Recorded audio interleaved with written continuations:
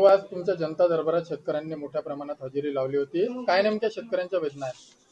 खरं तर बियाण्याच्या बोगस बियाण्याच्या तक्रारी भरपूर आलेल्या आहे. त्याचे पंचनामे झालेले दिसत नाही आणि कृषी अधिकारी त्यांना वेगवेगळ्या पद्धतीचे उत्तरं देऊन उलट त्यांना अधिक अडचण निर्माण कशी होईल अशा पद्धतीची वागणूक दिल्या जातं, असे पण काही तक्रारी आहे.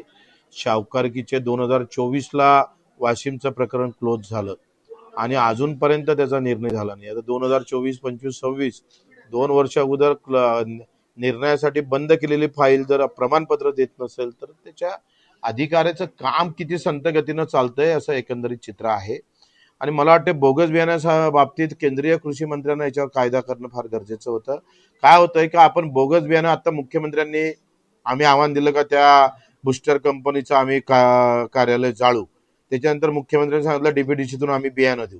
आता बियाणं दिल्यानं चालणार आहे का? फक्त तुम्हाला त्यांना पेरणी गिरणीचा खर्च पण द्यावा लागेल, दुबारा पेरणी करावं लागतं त्याला, आणि नाही साधलं तर त्याचा वर्षभराचा उत्पन्नासहित त्याला पैसे दिले पाहिजे. कायदा नसेल तर कायदा केला पाहिजे. केंद्रीय कृषी मंत्र्यांनी याच्यावर हस्तक्षेप करणं गरजेचं आहे.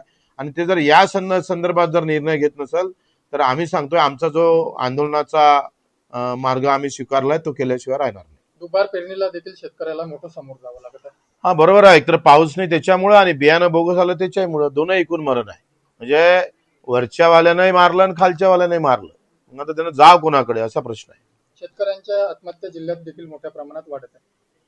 मला वाटते दुबारा पेरणी आणि एकंदरीत जो मनपश्चाताप होतोय की बाबा आपण इतक्या कष्टानं बियाणं आणल्यावर निघत नाही, याचे परिणाम आत्महत्यावर भरपूर झालेले आहे आणि त्याला तेवढं गंभीरतेनं का घेतल्या जात नाही हा मुळातला प्रश्न आहे.